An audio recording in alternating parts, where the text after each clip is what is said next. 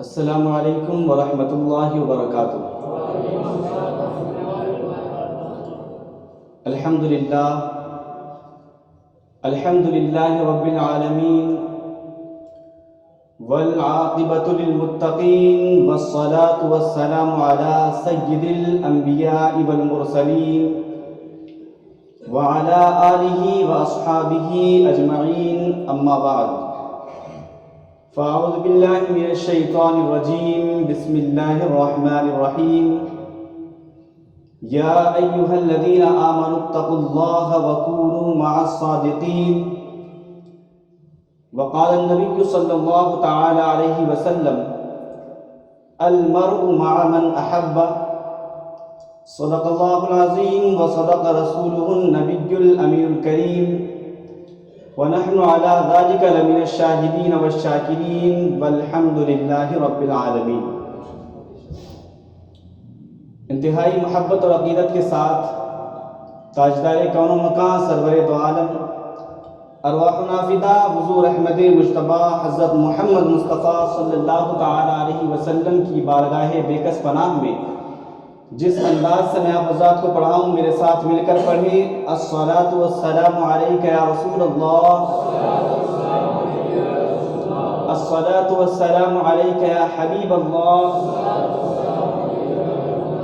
الصلاۃ والسلام علیک یا نبی اللہ،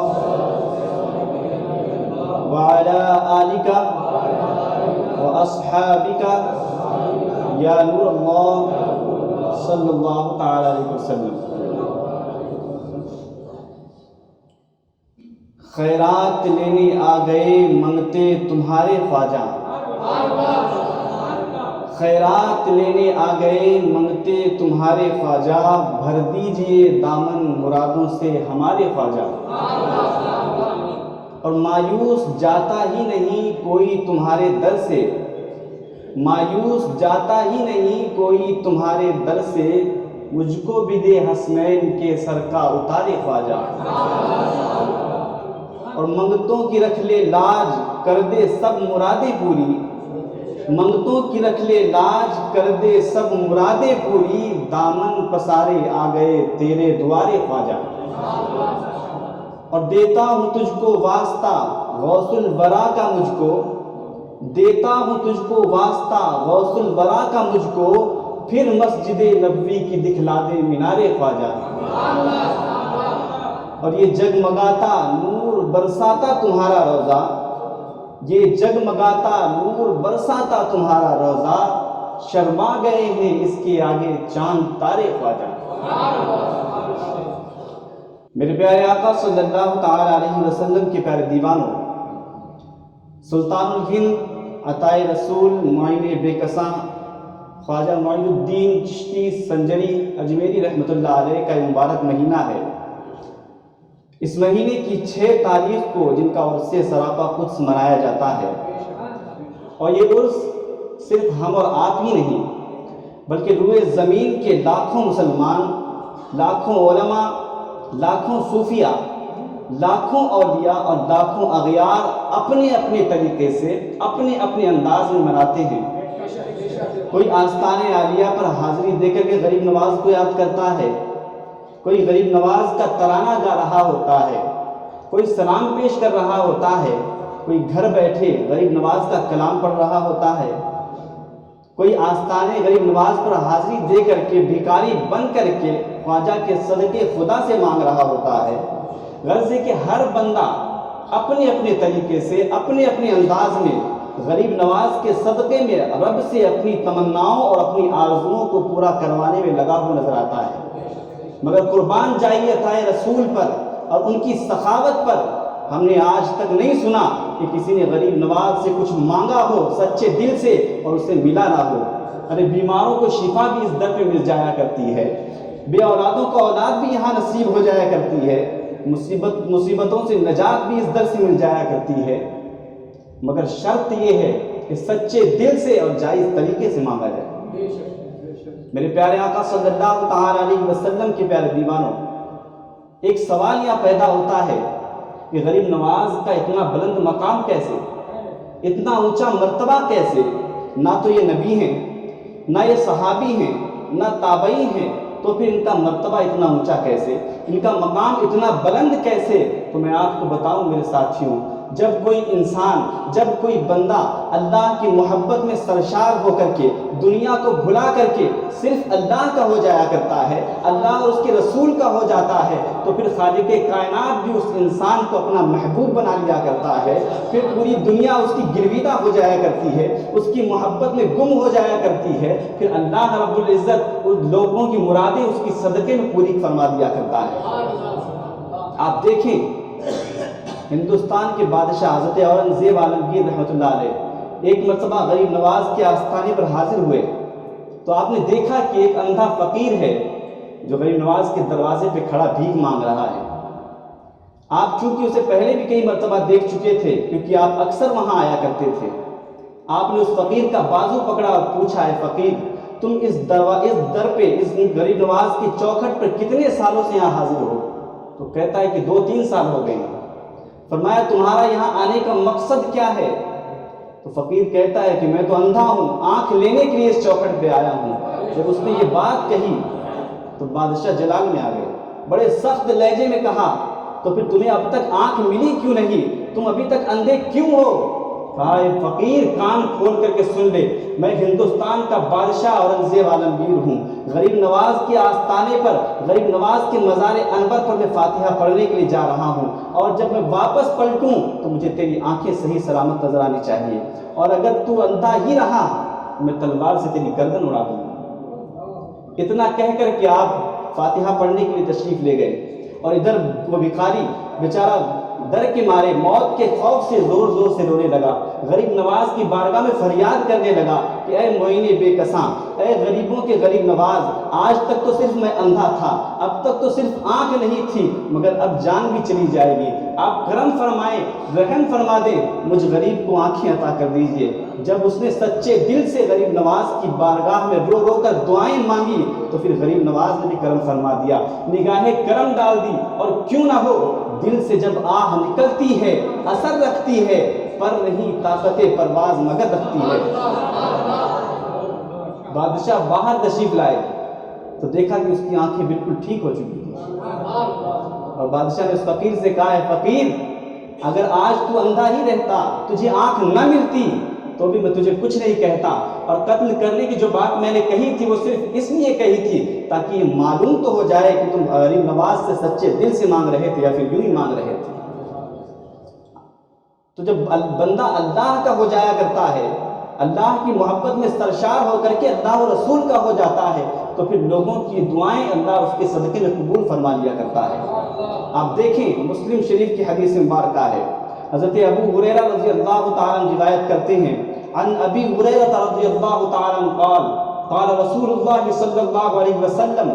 ان اللہ تعالی اذا احب عبدا دعا جبریل فقال انی احب فلانا فاحبه قال فيحبه جبريل ثم ينادي في اهل السماء فيقول ان الله يبغض فلانا ان الله يحب فلانا فاحبوه قال فيحبه اهل السماء ثم يوضع له القبول في الارض۔ حضرت ابو ہریرہ بیان فرماتے ہیں کہ آقا کریم صلی اللہ علیہ وسلم نے فرمایا کہ جب اللہ کسی بندے سے محبت فرماتا ہے، کسی بندے کو پسند فرماتا ہے، تو جبریل کو بلاتا ہے اور حضرت جبریل سے کہتا ہے، اے جبریل میں فلاں بندے سے محبت کرتا ہوں، فلاں بندے کو پسند کرتا ہوں، تم بھی اس سے محبت کرو، تو حضرت جبریل بھی اس سے محبت کرنے لگ جاتے ہیں۔ پھر حضرت جبریل آسمان والے فرشتوں کے درمیان یہ اعلان کرتے ہیں کہ بے شک اللہ فلاں بندے سے محبت کرتا ہے، فلاں اللہ کے ولی سے پیار کرتا ہے، اے آسمان کے فرشتوں تم بھی اس سے پیار کرو، تم بھی اس سے محبت کرو۔ فرمایا گیا پھر آسمان کے سارے فرشتے اس سے محبت کرنے لگ جاتے ہیں۔ پھر زمین میں بھی اعلان کیا جاتا ہے تو اہل زمین بھی اس سے محبت کرنے لگتے ہیں۔ آگے فرماتے ہیں وَإِذَا أَبْغَضَ عَبْدًا دَعَا جِبْرِيلُ فَيَقُولُ إِنَّ اللَّهَ يُبْغِضُ فُلَانًا فَأَبْغِضْهُ قَالَ فَيُبْغِضُهُ جِبْرِيلُ ثُمَّ يُنَادِي فِي أَهْلِ السَّمَاءِ إِنَّ اللَّهَ يُبْغِضُ فُلَانًا فَأَبْغِضُوهُ قَالَ فَيُبْغِضُونَهُ ثم توضع له البغضاء في الارض۔ اور جب اللہ کسی بندے سے نفرت کرتا ہے،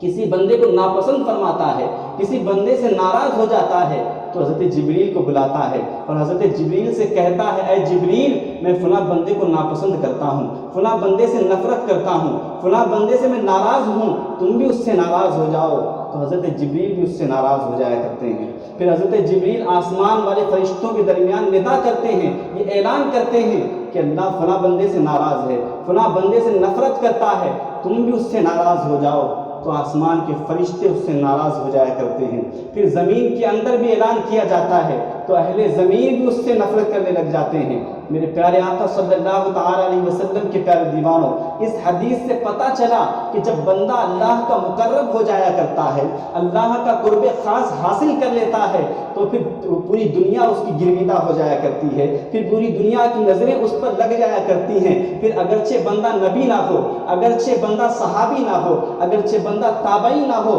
لوگ پھر بھی دور دور سے سفر کر کے اس کی بارگاہ میں آتے ہیں۔ پھر لوگوں کو چاہے بغداد کیوں نہ جانا پڑے، لوگ غوث اعظم کی بارگاہ میں حاضری دینے کے لیے ضرور جایا کرتے ہیں۔ داتا گنج بخش علی حجویری کی بارگاہ میں جاتے ہیں، صابر کلیری کی بارگاہ میں بھی جایا کرتے ہیں، جہانگیر اشرف سمنانی رحمۃ اللہ علیہ کی بارگاہ میں بھی جایا کرتے ہیں، صوفی حمید الدین ناگوری کی بارگاہ میں جایا کرتے ہیں، نظام الدین اولیاء اور بختیار کاکی رحمۃ اللہ علیہ کی بارگاہ میں جایا کرتے ہیں، اور تو اور سلطان الہند عطائے رسول معین بے کساں خواجہ معین الدین چشتی اجمیری رحمۃ اللہ علیہ کی بارگاہ میں پوری دنیا سے لوگ آتے ہیں اور کیا کہتے ہیں، اے ہند کے راجا خواجہ پیا، ایک بات تو ایسا ہو جائے، باطن کی نگاہیں کھل جائیں، جلووں کا نظارہ ہو جائے،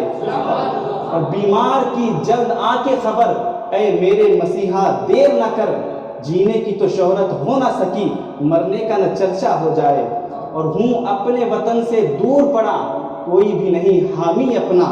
ہوں اپنے وطن سے دور پڑا، کوئی بھی نہیں حامی اپنا، سب دور میرے غم ہو جائیں، جو تیرا اشارہ ہو جائے، اور دکھ درد کا مارا یہ سید، تجھ سے نہ کہے تو کس سے کہے، دکھ درد کا مارا یہ سید، تجھ سے نہ کہے تو کس سے کہے، اوروں کے سہارے ہے تو بہت، تو کاش ہمارا ہو جائے۔ میرے پیارے آقا صلی اللہ تعالیٰ علیہ وسلم کے پیارے دیوانوں،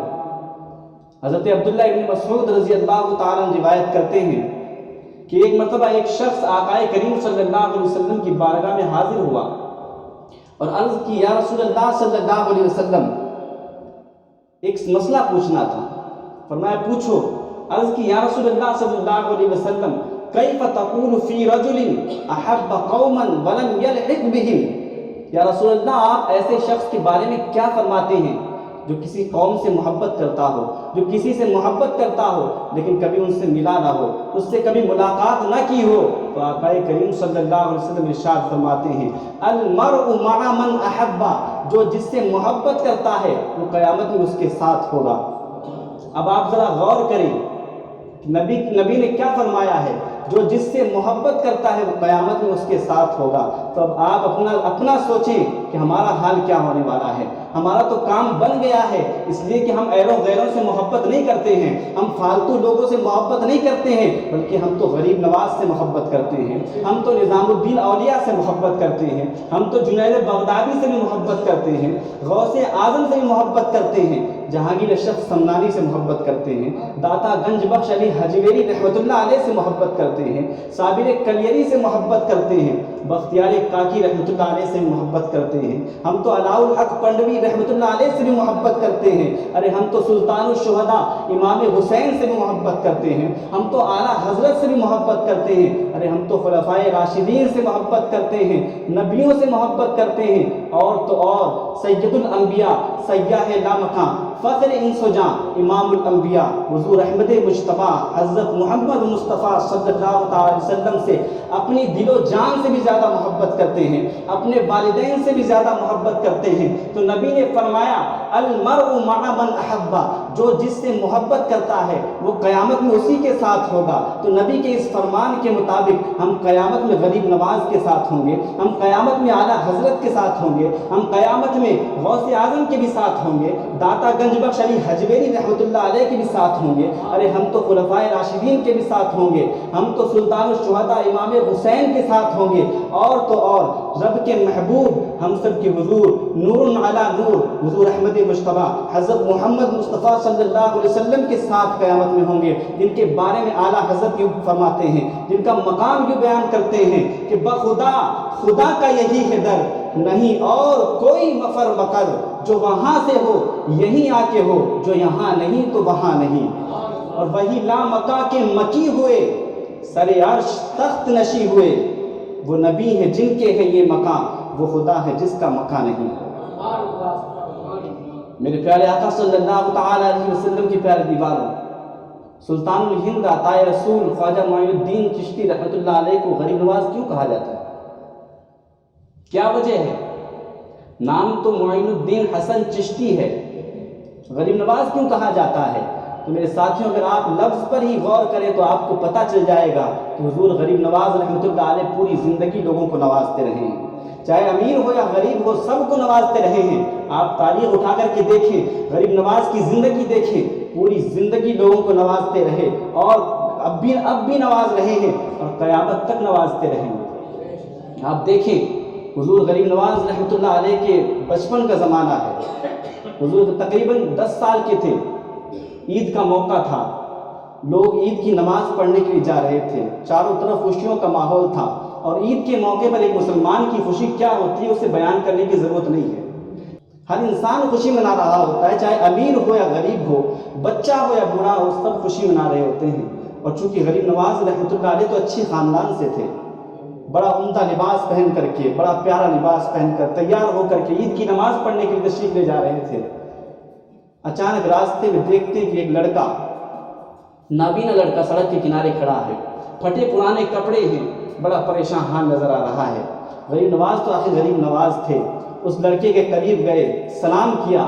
اس نے جواب دیا اور فرمایا، آج تو عید کا دن ہے بھائی، لوگوں پورا شہر خوشیوں میں جھوم رہا ہے، اور تم نے نہ غسل کیا ہے، نہ تم نے سر میں کنگھی کی ہے، نہ نیا لباس پہنا ہے، آخر وجہ کیا ہے؟ جب غریب نواز نے بات فرمائی تو بچہ رونے لگا اور کہتا ہے، مجھ سے سوال پوچھنے والے بتا تیرا نام کیا ہے؟ غریب نواز کہتے ہیں، میری ماں نے میرا نام حسن رکھا ہے، لوگ مجھے سید حسن کہتے ہیں۔ تو لڑکا کہتا ہے، اے اولاد رسول، نہاتے تو وہ ہیں جن کی مائیں زندہ ہوا کرتی ہیں، غسل وہ کرتے ہیں جن کے بھائی بہن ہوا کرتے ہیں، نیا لباس وہ پہنتے ہیں جن کے سروں پر باپ کا سایہ ہوا کرتا ہے، مسکراتے وہ ہیں جن کے رشتہ دار ہوا کرتے ہیں۔ کہا، بھائی نہ تو میری ماں زندہ ہے، نہ میرے بھائی بہن ہیں، نہ میرا باپ زندہ ہے، نہ تو میرے کوئی رشتہ دار ہیں، تم ہی بتاؤ میں کیسے غسل کروں، میں کیسے سر میں کنگھی کروں، میں کہاں نیا لباس کہاں سے لاؤں؟ میں تو یتیم ہوں، میں غریب ہوں، بے سہارا ہوں۔ جب اس نے باتیں کہی تو حضور غریب نواز رحمۃ اللہ علیہ فرماتے ہیں کہ جب تک تجھے والدین کا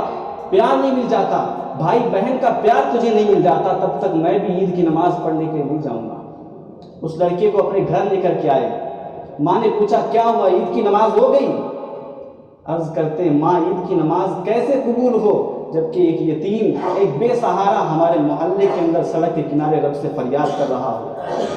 کہا، میں نے اسے اپنا بھائی بنا لیا ہے اور اس سے وعدہ کیا ہے، جب تک اسے والدین کا پیار نہیں مل جاتا، جب تک اسے بھائی بہن کا پیار نہیں مل جاتا، تب تک میں بھی عید کی نماز پڑھنے نہیں جاؤں گا۔ اور چونکہ گھر والے بھی تو اہل بیت تھے، گھر والے بھی تو اولاد رسول تھے، اور لوگوں کی مدد کرنا تو ان کا خاصہ ہے، ان کی عادت ہے۔ ماں نے اس بچے سے پیار کیا، اسے دلاسا دیا، اسے غسل کروا کر کے نئے کپڑے پہنائے، اپنے جیسا لباس اس بچے کو دیا، اور پھر تیار ہو کر کے غریب نواز کے ساتھ وہ بچہ چلا۔ لوگ دیکھتے تو فرق نہیں کر پاتے تھے کہ غریب نواز کا اصل بھائی ہے یا پھر منہ بولا بھائی ہے۔ وہ بچہ بڑے پیار سے، بڑے پیارے انداز میں غریب نواز کے ساتھ چل رہا تھا، گویا وہ زبان حال سے کہہ رہا تھا۔ میرے پیارے آقا صلی اللہ تعالی علیہ وسلم کے پیارے دیوانوں، حضور خواجہ غریب نواز رحمۃ اللہ علیہ کے در سے آج تک کوئی خالی ہاتھ نہیں گیا ہے۔ کل بھی ان کی چوکھٹ سے بھیک ملتی تھی، آج بھی ملتی ہے اور قیامت تک ملتی رہے گی۔ ارے غریب تو غریب، بڑے سے بڑا مالدار، بڑے سے بڑے بادشاہ بھی ان کی چوکھٹ پر بھیک لینے کے لیے کاسہ گدائی لیے کھڑے نظر آتے ہیں، اس لیے کہ وہ جانتے ہیں کہ ہندوستان کی حکومت اجمیر سے چلا کرتی ہے۔ آپ تاریخ اٹھا کر کے دیکھیں، بادشاہ تخت پر بیٹھتے تھے مگر بھیک لینے کے لیے بارگاہ غریب نواز میں حاضر ہوا کرتے تھے، تب ان کی حکومتیں چلتی تھیں۔ اور آج بھی چاہے کوئی غیر ہو یا کوئی اپنا ہو، وہ یہ جانتا ہے کہ اگر بگڑے ہوئے کام بنانے ہیں، اگر قسمت کو سنوارنا ہے تو قسمتیں اسی در پہ سنورتی ہیں، بگڑے ہوئے کام اسی چوکھٹ پہ بنا کرتے ہیں۔ مگر میرے ساتھیوں، افسوس کہ آج ہمارے حالات کیا ہیں؟ نام نہاد مسلمان جو اپنے آپ کو سنی کہلواتے ہیں، وہ غریب نواز کی دربار میں جا کر کے چرس گانجا پھونکتے ہیں، ڈھول تاشے بجاتے ہیں، وہاں جا کر کے لڑکیاں چھیڑتے ہیں، بے پردہ عورتوں کے ساتھ اٹھتے بیٹھتے ہیں، اور نہ جانے کیسے کیسے الٹے سیدھے الفاظ کے اندر قوالیاں کرتے ہیں۔ اور آپ غور کریں، اس کے موقع پر دور دور کے جتنے چلسی، جتنے نشیڑی اور جتنے آوارہ لوگ ہوتے ہیں، وہ سارے کے سارے غریب نواز کے نام پر ٹرینوں کے اندر، بسوں کے اندر آوارہ گردی کرتے ہوئے نظر آتے ہیں، خود کو غریب نواز کا ملنگ کہتے ہیں، غریب نواز کے نام پر نہ جانے کتنی بدماشیاں کرتے ہیں، ہاتھوں کے اندر کڑے پہنتے ہیں، گلے میں عورتوں کی طرح چین ہوا کرتی ہے، کانوں میں بالیاں ہوا کرتی ہیں، اور کہتے ہیں ہم تو یہ سب غریب نواز کی محبت میں کرتے ہیں۔ غریب نواز کے نام پر لاکھوں کروڑوں روپے چلسی اور نشیڑی قوالوں کے اوپر لٹائے جاتے ہیں، لاکھوں روپے جوئے کے اندر اڑا دیے جاتے ہیں، اور درگاہ کے آس پاس بڑے بڑے برانڈ کی شراب بھی بکا کرتی ہے، چرس بیچا جاتا ہے۔ کیا یہ سب حرکتیں کرنے والے کوئی غیر ہوتے ہیں؟ ہرگز نہیں۔ لیکن اگر آپ ان سے پوچھیں گے تو کہتے ہیں ہم تو طریقت والے، ہمیں کسی سے کیا مطلب ہے۔ میں ان سے پوچھنا چاہتا ہوں وہ کون سے طریقت والے تھے جو نشہ کیا کرتے تھے؟ تاریخ کے آئینے میں مجھے بتاؤ، اللہ کے کس ولی نے شراب نوشی کی تھی؟ اللہ کے کس ولی نے ڈھول تاشے بجوائے تھے؟ اللہ کے کون سے ولی نے بے حیائی کی تھی؟ اللہ کے کس ولی نے آوارہ گردی کی تھی؟ اللہ کے کون سے ولی نے بے حیائی کرتے ہوئے، ناچتے کودتے ہوئے دوسرے ولی کی مزار پر حاضری دی تھی؟ تم اپنی عیاشیوں کے اڈوں کو چلانے کے لیے اسے طریقت کا نام دیتے ہو، اپنے چرس اور گانجے کے بازار کو بڑھاوا دینے کے لیے اہل طریقت کو بدنام کرتے ہو، کہتے ہو ہمیں شریعت سے کوئی لینا دینا نہیں۔ ارے طریقت تک پہنچنے کے لیے شریعت کی سیڑھی چڑھنی پڑتی ہے، اہل طریقت بننے کے لیے پہلے اہل شریعت بننا پڑتا ہے۔ شریعت کے خلاف کام کر کے کوئی بھی آج تک ولی نہیں بنا ہے، نماز روزے چھوڑ کر کے کوئی آج تک ولی نہیں بنا ہے، ذکر الہی کو چھوڑ کر کے کوئی ولی نہیں بنا ہے، اللہ کے فرامین کو پسے پشت ڈال کر کے کوئی آج تک ولی نہیں بنا ہے۔ اگر کوئی ولی بنا ہے تو اللہ والوں کا ادب کر کے ولی بنا ہے، اگر کوئی ولی بنا ہے تو نماز روزوں کی پابندی کر کے ولی بنا ہے، اگر کوئی ولی بنا ہے تو احکام شریعت کا مکمل پابند ہو کر کے ولی بنا ہے، فرائض کے ساتھ کثرت نوافل کر کے ولی بنا ہے، ذکر الہی کر کے ولی بنا ہے، پوری رات عبادت میں گزار کر کے ولی بنا ہے۔ شریعت کبھی نہیں کہتی کہ تم ڈھول تاشے بجاؤ، شریعت کبھی نہیں کہتی کہ تم تعزیہ داری کرو، شریعت کبھی نہیں کہتی کہ تم عیاشیاں کرو، شریعت کبھی نہیں کہتی کہ تم مزارات پر جا کر کے سجدے کرو، شریعت کبھی نہیں کہتی کہ تم بے پردہ عورتوں کے ساتھ بے حیائی کرتے ہوئے بیٹھو، شریعت کبھی نہیں کہتی کہ تم فضول خرچیاں کر کے قوالوں کے اوپر پیسے لٹاؤ، شریعت کبھی نہیں کہتی کہ تم وہاں جا کر کے آوارہ گردی کرو، چرس پیو، بھانگ پیو، چلم پھونکو۔ مگر افسوس کہ اولیاء کے مزارات پر آج یہ کام کیے جا رہے ہیں، انہی کے نام پر یہ کام کیے جا رہے ہیں، اور ہمارے وہ علماء جنہیں وارث انبیاء کہا جاتا ہے، جن کے بارے میں احادیث کے اندر آتا ہے کہ ان کا مقام و مرتبہ بنی اسرائیل کے انبیاء کے برابر ہے، جن کے بارے میں قرآن کریم میں آیا ہے کہ یہی وہ علماء ہیں جو اللہ سے سب سے زیادہ ڈرتے ہیں، وہ علماء ان حرام کاموں کے اوپر کچھ نہیں بولتے ہیں الا ماشاء اللہ۔ بہت سے بڑے عالم جن کے دو بات کہنے سے بڑا فرق پڑ سکتا ہے، وہ بھی صحیح طریقے سے کھل کر نہیں بولتے ہیں، بہت سے آل رسول جن کے دو لفظ کہنے سے لوگ ان حرام کاموں سے باز رہ سکتے ہیں، وہ بھی صحیح معنوں میں کھل کر بولتے نہیں ہیں الا ماشاء اللہ۔ اسی لیے ڈاکٹر اقبال نے چونکہ برسوں پہلے انہوں نے مسلمانوں کے حالات بھانپے تھے، برسوں پہلے انہوں نے کہا تھا وائز قوم کی وہ پختہ خیالی نہ رہی، برق طبعی نہ رہی، شعلہ مقالی نہ رہی، رہ گئی رسم ازاں روح بلالی نہ رہی، فلسفہ رہ گیا تلقین غزالی نہ رہی۔ دوسری جگہ فرمایا ہر کوئی مست مئے ذوق تن آسانی ہے، ہر کوئی مست مئے ذوق تن آسانی ہے، تم مسلمان ہو یہ انداز مسلمانی ہے، حیدری ذوق ہے نہ دولت عثمانی ہے، تم کو اسلاف سے کیا نسبت روحانی ہے۔ ارے وہ زمانے میں معزز تھے مسلمان ہو کر، اور تم خوار ہوئے تارک قرآن ہو کر۔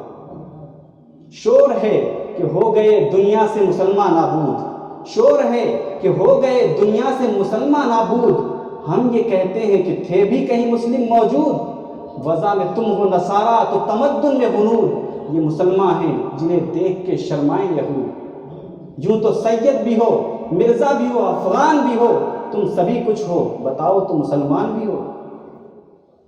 میرے پیارے آقا صلی اللہ تعالیٰ علیہ وسلم کے پیارے دیوانوں، سلطان الہند عطائے رسول معین بے کساں خواجہ معین الدین چشتی اجمیری رحمۃ اللہ علیہ خود ہندوستان چل کر کے نہیں آئے تھے، بلکہ انہیں بھیجا گیا تھا، اور کسی عام انسان نے نہیں بھیجا تھا، بلکہ سید الانبیاء نے انہیں بھیجا تھا، محبوب کبریا نے انہیں بھیجا تھا، اور جسے ہمارے نبی بھیجیں کوئی انہیں کیسے واپس بھیج سکتا ہے؟ اور جسے محبوب کبریا نے بھیجا ہو، جن کے بارے میں کہا جاتا ہے خالق کل نے آپ کو مالک کل بنا دیا، دونوں جہاں ہیں آپ کے قبضہ و اختیار میں، تو جسے مالک کل نے بھیجا ہو کوئی اسے کیسے واپس بھیج سکتا ہے؟